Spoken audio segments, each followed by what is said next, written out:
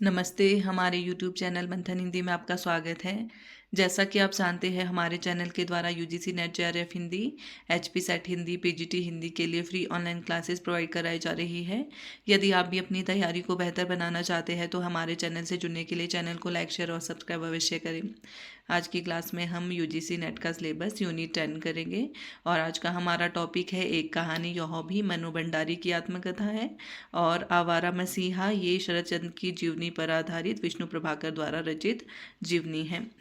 आज हम इसके विषय में चर्चा करेंगे। वीडियो में अंत तक बने रहे। ये क्लास आपके आने वाली परीक्षा के लिए काफ़ी महत्वपूर्ण है। जो मनु भंडारी है, मनु भंडारी का जन्म हुआ है 1931 ईस्वी में।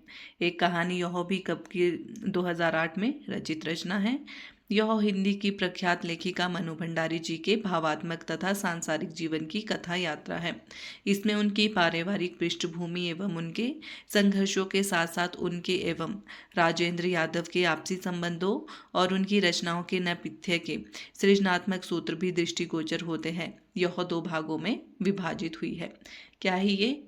एक कहानी यह भी क्या है? मनु भंडारी द्वारा आत्मपरक शैली में लिखी हुई आत्मकथा है। इसमें लेखिका ने बड़े ही प्रभावशाली ढंग से यह बात समझाने का प्रयास किया है कि बालिकाओं को किस तरह की पाबंदियों का सामना करना पड़ता है। लेखिका ने अपने पिता से अपने वैचारिक मतभेद का भी इसमें चित्रण किया है। इसमें मनु भंडारी ने पारिभाषिक अर्थ में कोई सिलसिलेवार आत्मकथा नहीं लिखी है। अपनी आत्मकथा में लेखिका ने अपने जीवन से जुड़े हुए व्यक्तियों व घटनाओं के बारे में उल्लेख किया है। इस आत्मकथा में मनु जी ने किशोर जीवन से जुड़ी हुई कुछ घटनाओं के साथ उनके पिताजी और उनके कॉलेज की प्राध्यापिका शीला अग्रवाल का व्यक्तित्व विशेष रूप से उभर कर आया है, जिसने आगे चलकर उनके लेखकीय व्यक्तित्व के निर्माण में महत्वपूर्ण भूमिका निभाई है। लेखिका ने बड़े रोचकीय ढंग से एक साधारण लड़की के असाधारण बनने के प्रारंभिक पड़ावों का वर्णन किया है। वर्ष 1946-47 की आज़ादी की आंधी ने मनु भंडारी को भी अछूता नहीं छोड़ा। छोटे शहर की युवा होती लड़की ने आज़ादी की लड़ाइयों में जिस तरह से भागीदारी की, उससे उसका उत्साह, ओज, संगठन क्षमता, विरोध करने का तरीका देखते ही बनता है। इन सब घटनाओं के साथ साथ ही हो रहे उनके पिताजी के अंतर्विरोधों को भी लेखिका ने भली भांति उजागर किया है। उपयुक्त आत्मकथा की भाषा व शिल्प में सादगी है। कहानी के भावों के अनुरूप ही तत्सम, तद्भव व देशज शब्दों का समुचित प्रयोग किया गया है। कहीं कहीं पर कुछ अंग्रेजी व उर्दू शब्दों का भी प्रयोग किया गया है, जिसमें भाषा में सहजता व रोचकता आ जाती है। आवारा मसीहा विष्णु प्रभाकर। आवारा मसीहा ये कब लिखी है ये रचना? 1974 में। विष्णु प्रभाकर का जन्म वर्ष है 1912 ईस्वी। आवारा मसीहा बांग्ला उपन्यासकार शरद चंद्र की जीवनी है। यह जीवनी 3 भागों में विभाजित है। दिशाहारा शरद चंद्र की बचपन की घटनाएं, दिशा की खोज साहित्यिक जीवन और जीविका की खोज, दिशांत सामाजिक कार्य व साहित्यिक विधाओं में उनकी रचनाशीलता को बताया गया है। ध्यान में रखना है कौन कौन से 3 भाग में विभाजित है ये जीवनी? दिशाहारा, दिशा की खोज और दिशांत। इसका क्रम भी याद रखना है। मुख्य पात्र है इसके केदारनाथ नाना, मोतीलाल पिता, भुवन मोहिनी माता, अघोरनाथ छोटे नाना, सुरेंद्रनाथ मामा, मणिंद्र छोटे नाना का बेटा, शरद चंद्र का सहपाठी, ठाकुरदास बड़े मामा, अक्षय पंडित पहले गुरु, राजू दोस्त, काशीनाथ दोस्त, धीरू दोस्त, नीला दोस्त, राजबाला, विराज बहू, नयनतारा, शशि तारा। ध्यान में रखना है कौन कौन से मुख्य पात्र है इस जीवनी के।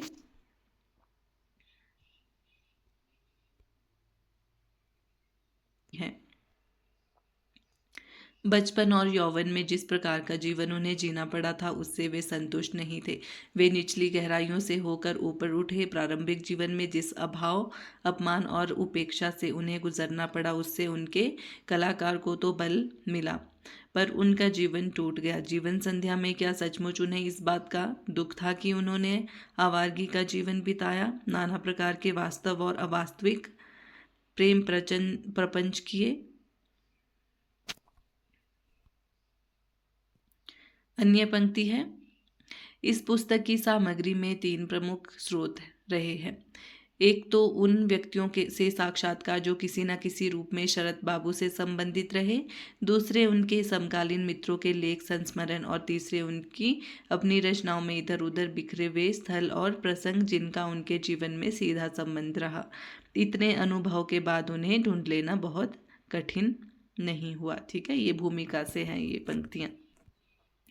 अब पुस्तक से इनकी प्रमुख पंक्तियां हैं।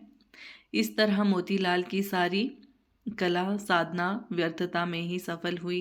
परिवार का भरण पोषण उनके लिए असंभव हो गया। यह देखकर शरद की माँ भुवन मोहिनी ने पहले तो पति को बहुत कुछ कहा सुना, फिर अपने पिता केदारनाथ से याचना की और एक दिन सबको लेकर भागलपुर चली गई। मोतीलाल एक बार फिर घर जमाई होकर रहने लगे। इसलिए यह बात निसंकोच कही जा सकती है कि बालक शरद का साहित्य से प्रथम परिचय आंसुओं के माध्यम से हुआ। उस समय वह सोच भी नहीं सकता था कि मनुष्य को दुख पहुंचाने के अलावा भी साहित्य का उद्देश्य हो सकता है, लेकिन शीघ्र ही वह यह अवश्य समझ गया कि वह क्लास में बहुत पीछे है। यह बात वह सह नहीं सकता था, इसलिए उसने परिश्रम पूर्वक पढ़ना आरंभ कर दिया और देखते देखते बहुतों को पीछे छोड़कर अच्छे बच्चों में गिना जाने लगा। अन्य पंक्ति है, उनके शौक भी बहुत थे, जैसे पशु पक्षी पालना और उपवन लगाना। शौक, ठीक है, उनके शौक थे पशु पक्षी पालना और उपवन लगाना, लेकिन उनमें सबसे प्रमुख था तितली उद्योग। नाना रूप रंग की अनेक तितलियों को उनके काठ के बक्स में रखा था। परंतु शरत था कि पतंग उड़ाना, लट्टू घुमाना, गोली और गुल्ली डंडा जैसे निषिद्ध खेल उसे बड़े प्रिय थे। बाग में फल चुरा लाने की कला में भी वह कम कुशल नहीं था। मालिक लोग संदेह करते, पेड़ पर लगे अमरूदों की गिनती भी वे ना जाने कितनी बार वह इस पवित्र मौन एकांत में आकर बैठा होगा। दूर से आती बच्चों की शरारतों की आवाज़ें गंगा की कलकल ध्वनि में मिलकर एक रहस्यमय वातावरण का निर्माण करती होगी। प्रकृति का सौंदर्य जैसे उसके थके तन मन को सहलाता होगा और तब उसने मन ही मन प्रतिज्ञा की होगी, मैं सूर्य, गंगा और हिमालय को साक्षी करके प्रतिज्ञा करता हूँ कि मैं जीवन भर सौंदर्य की उपासना करूँगा, कि मैं जीवन भर अन्याय के विरुद्ध लड़ूंगा, कि मैं कभी छोटा काम नहीं करूँगा। लेकिन शरद केवल पढ़ता ही नहीं था, उसको समझने और आसपास के वातावरण का सूक्ष्म अध्ययन करने की सहज प्रतिभा भी उसमें थी। वह हर वस्तु को करीब से देखता था। एक तो घर जमाई, इसके उपरांत कठोर अनुशासन वाले परिवार में ऐसा बर्ताव करना, इसी कारण वहाँ उनकी स्थिति बहुत अच्छी नहीं थी। उनका स्वतंत्र व्यक्तित्व जैसे समाप्त हो गया था। देवानंदपुर बंगाल का एक साधारण सा गांव है। हरा भरा, ताल तलैयों, नारियल के और केले के वृक्षों से पूर्ण। मलेरिया की प्रचुरता भी कम नहीं है। नवाबी शासन में यह फारसी भाषा की शिक्षा का केंद्र था। इसी गांव में 15 सितंबर 1876 शुक्रवार की संध्या को शरद का जन्म हुआ था। ठीक है, यहाँ पे उनका जन्म वर्ष बताया गया है कि 15 सितंबर 1876 शुक्रवार की संध्या को शरद का जन्म हुआ था। यही उसका बाल्यकाल अत्यंत अभाव में आरंभ हुआ। माँ ना जाने कैसे गृहस्थी चलाती थी, जानती थी पति कैसे हैं। उनसे शिकवा शिकायत व्यर्थ है। सार्थक यही है कि घर की शोभा बनी रहे। उन्होंने ना कभी गहनों की मांग की, ना कीमती पोशाक की। आत्मोत्सर्ग ही मानो उनका दाय था। जब भागलपुर में वे रहती थी तब चाचाओं के इतने बड़े परिवार में यह उन्हीं का अधिकार था कि सब माँओं के बच्चों को अपनी छाती से छिपाकर उनकी देख रेख करें। कौन कब आएगा, कौन कब जाएगा, किसको क्या और कब खाना है, ऐसे असंख्य प्रश्नों को सुलझाने में उन्हें सांस लेने की फुर्सत ही नहीं मिलती थी। धीरू को एक शौक था, करौंदों की ऋतु आती तो वह उनकी माला तैयार करती और शरद को भेंट कर देती। शायद माल्यार्पण का अर्थ वह तब तक नहीं जानती थी, लेकिन समय के देवता ने एक ना एक दिन यह रहस्य उन दोनों को समझा ही दिया होगा। वैसे उन दोनों का संबंध कम रहस्यमय नहीं था। उस दिन फिर शरद को माँ के हाथों मार खानी पड़ी। धीरू फिर पिटी, लेकिन दोनों की मित्रता में इससे कोई अंतर नहीं पड़ा। वह निरंतर प्रगाढ़ ही होती गई। बहुत दिन बाद शैशव की इस संगिनी को आधार बनाकर शरद ने अपने कई उपन्यासों की नायिकाओं का सृजन किया। शरद चोर नहीं था, घर में बेहद कंगाली थी, पर उसने कभी अपनी चिंता नहीं की। वह वास्तव में रॉबिन हुड के समान दुस्साहसी और परोपकारी था। अर्धरात्रि के निविड़ अंधकार में जब मनुष्य तो क्या कुत्ते भी बाहर निकलने से डरते थे, वह चुपचाप पूर्व निर्दिष्ट बाग में या ताल पर पहुंचकर अपना काम कर लाता था। इस शुभ कार्य में उसके कई सहचर थे, परंतु उनमें सबसे प्रमुख था सदानंद। सूक्ष्म पर्यवेक्षण की प्रवृत्ति उसमें बचपन से ही थी। जो कुछ भी देखता उसकी गहराई में जाने का प्रयत्न करता, और यही अभिज्ञता उसकी प्रेरणा बन जाती। गांव में एक ब्राह्मण की बेटी थी, बाल विधवा नाम था उसका, नीरू। 32 साल की उम्र तक कोई कलंक उसके चरित्र को छू भी नहीं पाया था। सुशीला, परोपकारिणी, धर्मशीला और कर्मठ होने के नाते वह प्रसिद्ध थी। गांव में एक भी घर ऐसा नहीं था जिसने उससे किसी न किसी रूप में सहायता न पाई हो। शरद उसे दीदी कहकर पुकारता था। दीदी भी उसे बहुत प्यार करती थी। दोनों एक ही पर दुख कातर जाति के व्यक्ति थे ना। घर में शरद के अतिरिक्त दो छोटे भाई प्रभास और प्रकाश तथा एक छोटी बहन सुशीला उर्फ मुनिया थी। इसी बहन की प्रसूति में माँ ने प्राण दिए थे। बड़ी बहन अनीला की शादी हो चुकी थी। पत्नी के मरने पर छोटे बच्चों को लेकर मोतीलाल सचमुच अपंग हो गए थे। अनेक कारणों से ससुराल में रहना भी अब संभव नहीं था। सो खंजरपुर मोहल्ले में अलग मकान लेकर रहने लगे, लेकिन जो अब तक अर्जुन की विद्या में शून्य थे, वह परिवार का पालन कैसे करते। इसलिए वह विकट समस्या उन्हें हताश करने में ही समर्थ हो सकी। इस प्रकार पैसे के अभाव में उनकी पढ़ाई समाप्त हो गई। नाटक, थिएटर, गाना बजाना, साहित्य सृजन, इन्हीं में उनका मन रमने लगा। राजू के साथ उसके अभियान और भी जोरों के साथ चलने लगे। उस समय कालिदासी नाम की एक नर्तकी मंसूरगंज में रहती थी। उसके पास बहुत पैसा था, अपना 2 मंजिला मकान था, लेकिन मन था उसका धर्म में। कीर्तन करती थी, कंठ उसका बहुत मधुर था। इसी माधुर्य के लोभ में राजू अक्सर वहाँ जाता था। शरद के कॉलेज जाने का मार्ग भी उधर से ही था, इसलिए वह उसे भी नहीं छोड़ता था। कालिदासी इन दोनों से स्नेह करती थी।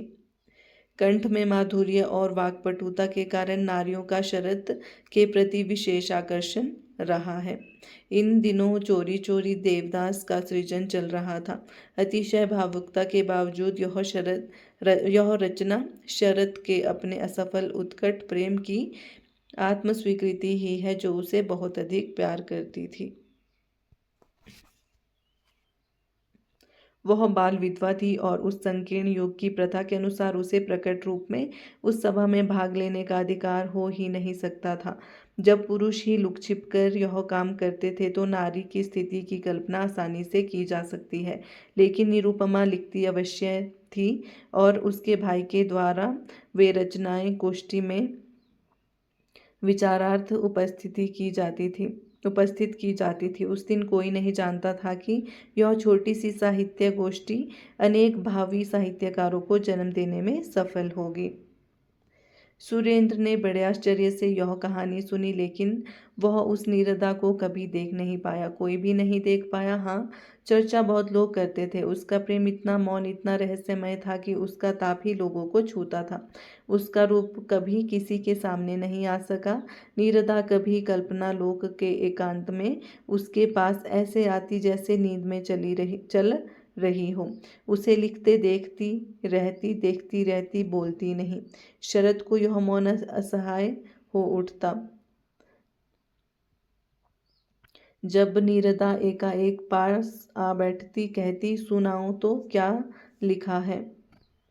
अन्य प्रमुख पंक्ति है, कहानियां ही कहानियां, सत्य कभी प्रकट नहीं हुआ पर जाने दे। धीरू को नीरदा का एक नाम राजलक्ष्मी भी हो सकता है, उसे पार्वती व माधवी भी कहकर पुकारा जा सकता है, और यह भी हो सकता है कि यह नीरदा निरुपमा ही हो। उसकी रचनाएं पढ़ पढ़ कर अभिभूत होती रहती थी, और शरद उसकी कविताओं की प्रशंसा करता रहता था। इसी प्रशंसा के माध्यम से मन ही मन प्रेम का अंकुर सब बाधाओं को ठेलकर ऊपर आ रहा था। एक दिन ऐसा हुआ कि वह घर में अकेली थी और शरद बाहर बैठक में बैठा हुआ था। अक्सर वहीं बैठकर वह कभी पढ़ाता तो कभी लिखता। प्रेम की पीर अभी भी शरद को परेशान कर रही थी। उसकी प्रेमिका नीरदा उससे विमुख होकर भागलपुर से चली गई थी। उसने सुना था कि आबकारी के किसी दरोगा के साथ वह यहाँ आकर रहने लगी है, इसलिए वह मुजफ्फरपुर आया है। और एक दिन उसने उसे ढूंढ ही लिया, लेकिन नीरदा ने उसकी ओर दृष्टि उठाकर देखा तक भी नहीं।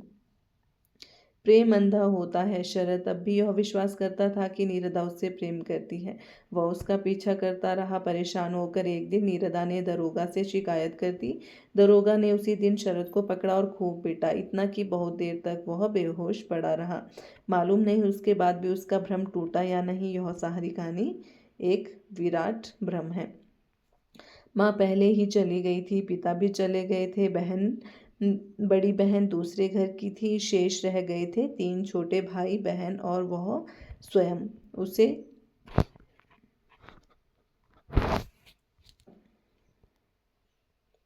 शरद तो अपने को छिपाने में ही आनंद पाता था। रंगून जाने की बात भी उसने किसी से नहीं कही। उसे डर था कि उसके मित्र उसे जाने नहीं देंगे, लेकिन उसके सामने पूरा जीवन पड़ा था।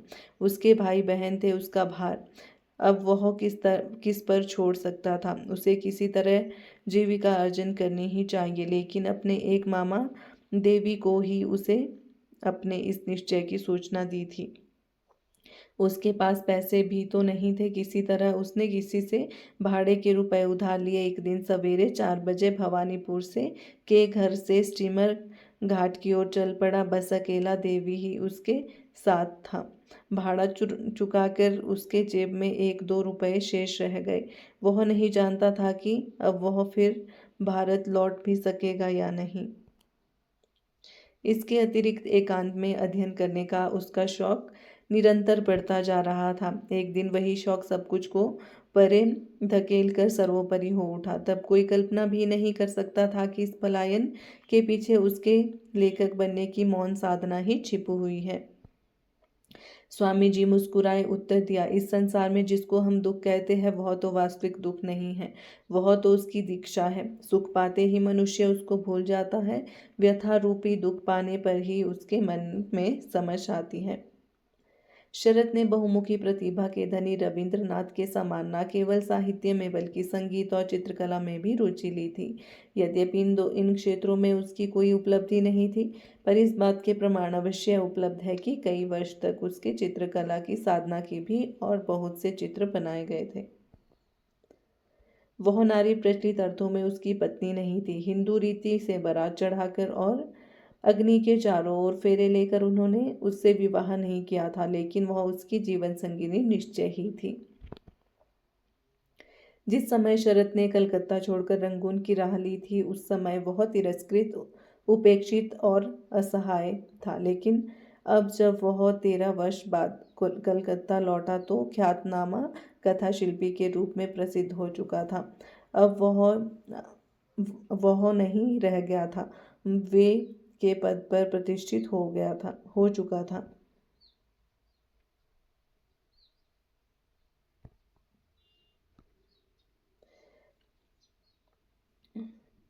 अरक्षणिया एक मार्मिक कथा है। पहले उसका अंत उन्होंने नायिका की आत्महत्या से किया था। वह अत्यंत कुरूपा थी। उसकी मर्मांतक व्यथा से मुक्ति उसे जल में डुबा देने में ही लेखक ने समझी, परंतु ऐसा लगता है कि यह अंत ना तो पाठकों को ग्राह्य हुआ और ना लेखक को ही अच्छा लगा, विशेषकर प्रकाशक। है।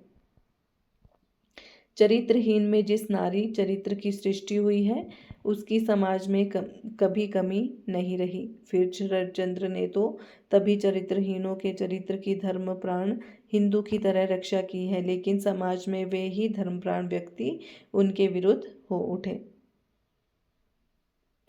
उसमें दो नारियां भी थी, दोनों विधवाएं थी। एक प्रौढ़ा थी, दूसरी युवती।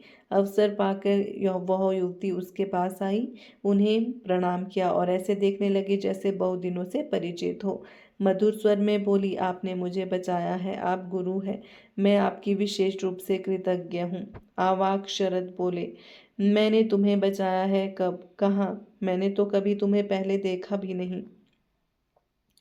युवती का रंग जैसा गोरा था वैसा ही उसकी मुखश्री थी। उसने शरत बाबू को अपनी कहानी कह सुनाई। बोली, मेरे पिता बंगाल के बाहर किसी कॉलेज में अध्यापक थे।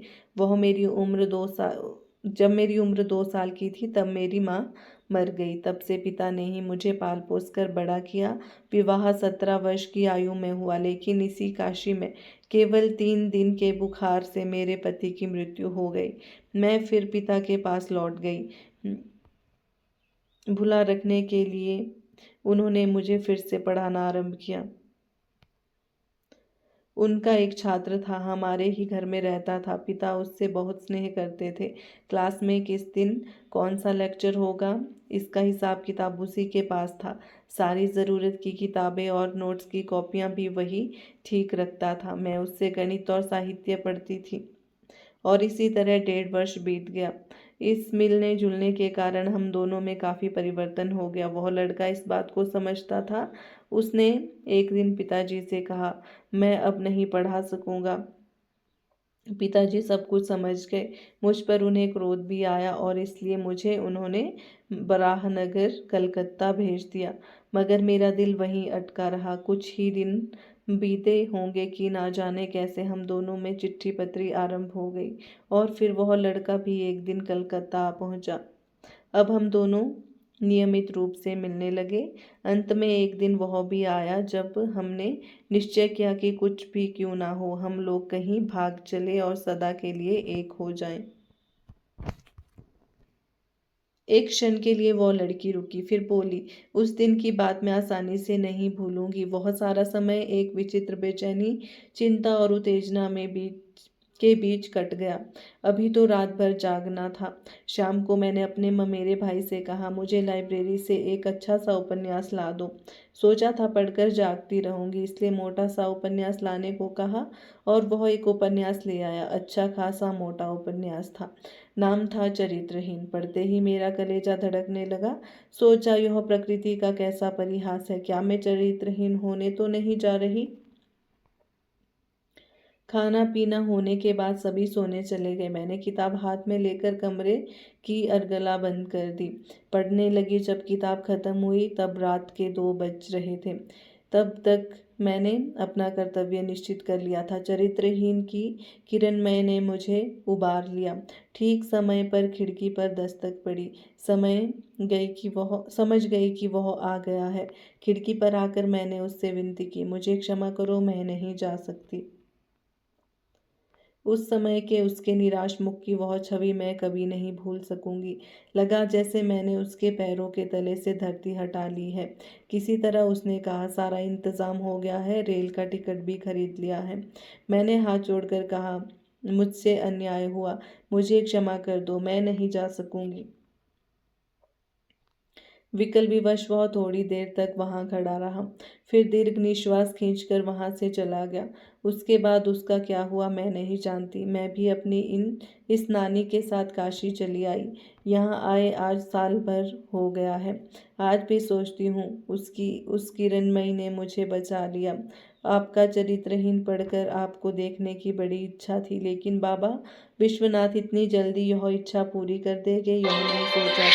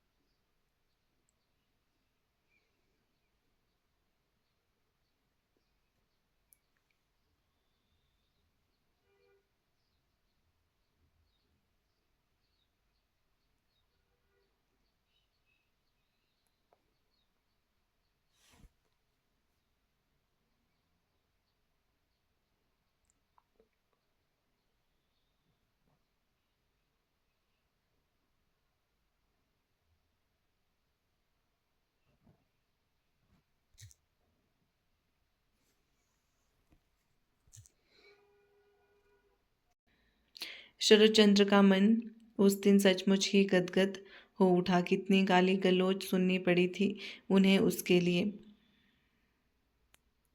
यही पर दुख का आर्द्रता उसके साहित्य में मुखर हुई और इसी कारण वे इतने लोकप्रिय हुए।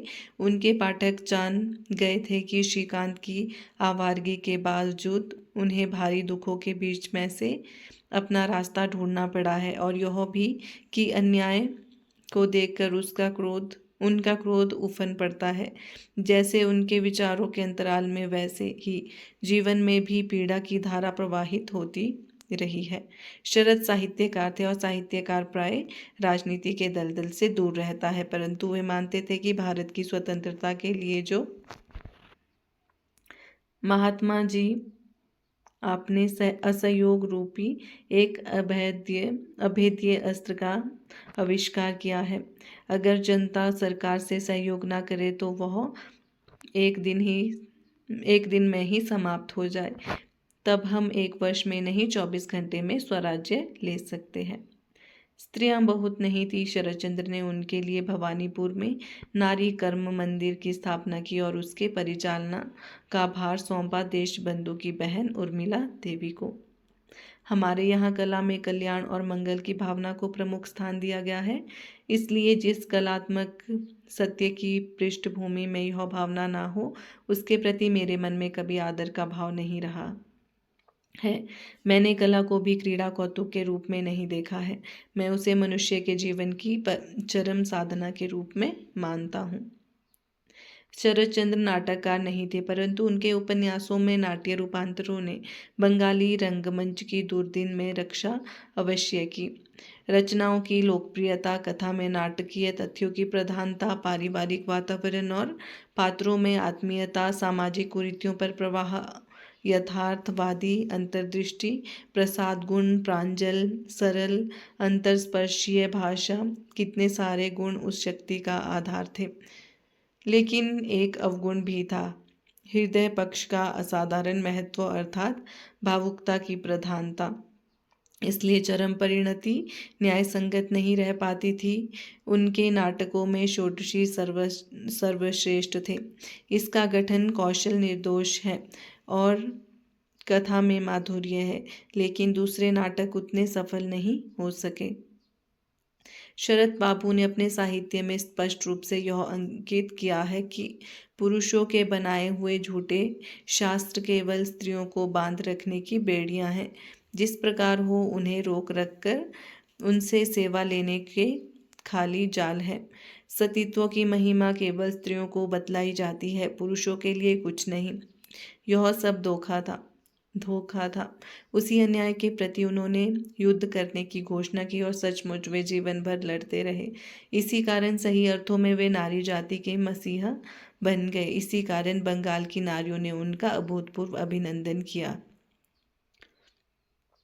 उनकी 57वीं जन्म जयंती के अवसर पर उनको अभिनंदन पत्र भेंट करते हुए गदगद होकर उन्होंने कहा, पराधीन देश के अधपतित समाज की असहाया अंतःपुरचारिणियों के हृदय की मूकानंद वेदना को तुमने भाषा में मूर्त कर दिया है।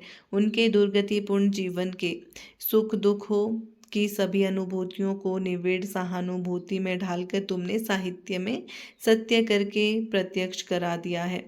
तुम्हारी अनाविष्ट दृष्टि, सूक्ष्म पर्यवेक्षण सामर्थ्य, सुगंभीर उपलब्धि शक्ति तथा विचित्र मानव चरित्र की अतलस्पर्शी अभिज्ञता ने निखिल नारी चित्र की निगूढ़ प्रकृति का गुप्ततम पता पा लिया है।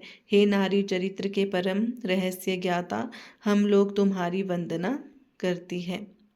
सब तरह का आत्मापमान तथा सब तरह की हीनता के हालत में भी नारी की प्राकृतिक विशेषताएं सब देशों में, सब समाजों में मौजूद होती है। आज के इस विशेष दिन हम यह बताने आई है कि हम तुम्हारा सम्मान करती है, हम लोग तुमको श्रद्धा करती है, हम तुमको प्यार करती है, तुमको हम लोग अपना करके ही समझती है। हे नारियों के परम श्रद्धेय मित्र, तुम हम लोगों को परम प्रिय हो, तुम हम लोगों को परम आत्मीय हो, हम तुम्हारी वंदना करती है। उन्होंने अनेक असहाय नारियों की न केवल आर्थिक स्थिति सहायता ही की थी, बल्कि कईयों को अपने घर में आश्रय भी दिया था। शिवपुर के एक युवक प्रतुल मुखर्जी को वे बहुत अरसे से जानते थे। उसने अपने परिजनों और मित्रों के विरोध के बावजूद दुर्गा देवी नाम की एक विधवा से विवाह किया था। विरोध के उस वातावरण में दुर्गा देवी को शरद बाबू ने कुछ समय के लिए अपने घर में शरण दी थी और लिखना पढ़ना सिखाने की चेष्टा भी की थी।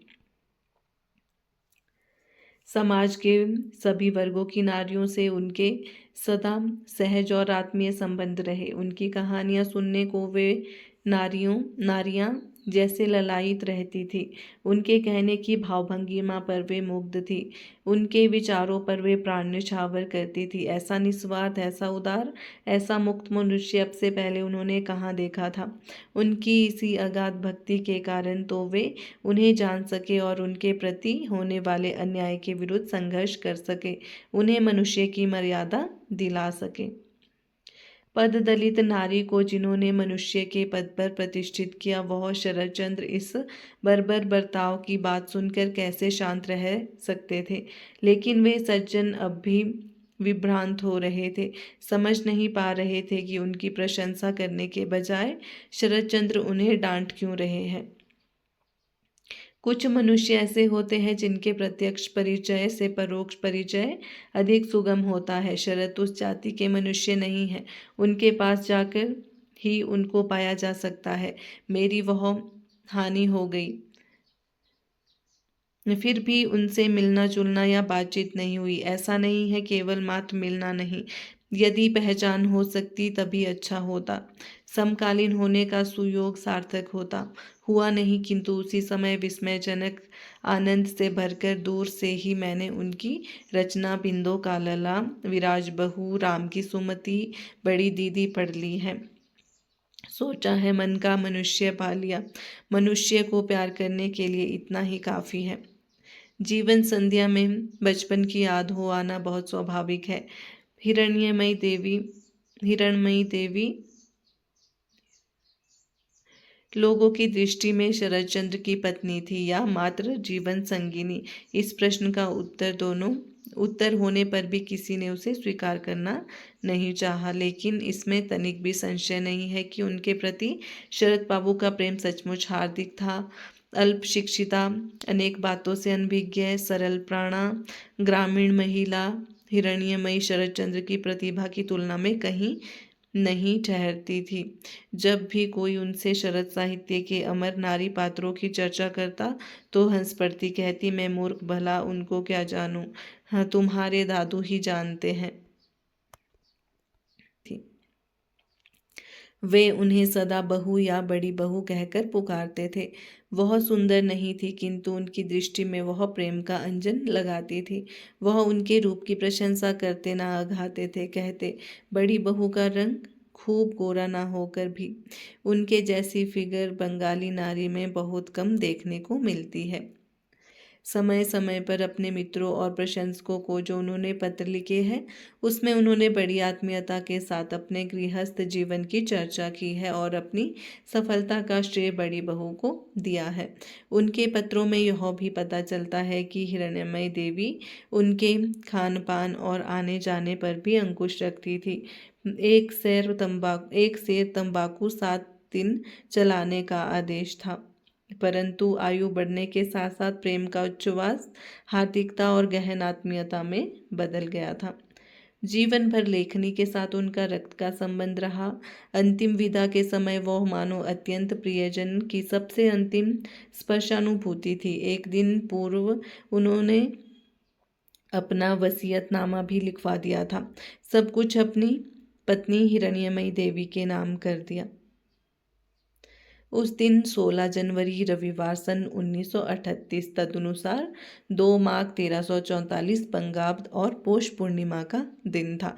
सवेरे के 10 बजे भारत के अपराजय कथा शिल्पी जनप्रिय साहित्यिक ने अंतिम सांस ली। उस समय उनकी आयु थी 61 वर्ष 4 मास। स्वयं एक दिन उन्होंने कहा था, मेरा जीवन अंततः मानो एक उपन्यास ही है। इस उपन्यास में सब कुछ किया पर छोटा काम कभी नहीं किया। जब मरूंगा निर्मल खाता छोड़ जाऊंगा, उसके बीच स्याही का दाग कहीं भी नहीं होगा। संध्या को 5:45 पर केवड़ा तले में एक विराट जनसमूह के सामने उनका भौतिक शरीर अग्नि को सौंप दिया गया। शेष रह गई बेशुमार अटपटी यादें और रह गया उनका विपुल साहित्य, जो अन्याय के विरुद्ध उनके सतत युद्ध का अमर साक्षी है और साक्षी है उनके इस दावे का, मैंने अनीति का प्रचार करने के लिए कलम नहीं पकड़ी। मैंने तो मनुष्य के अंतर में छिपी हुई मनुष्यता की उस महिमा को, जिसे हम सब नहीं देख पाते, नाना रूपों में अंकित करके प्रस्तुत किया है। थी शरद चंद्र की जीवनी। ठीक है, विष्णु प्रभाकर द्वारा रचित है। आशा करती हूँ आपको क्लास अच्छी लगी हो। धन्यवाद।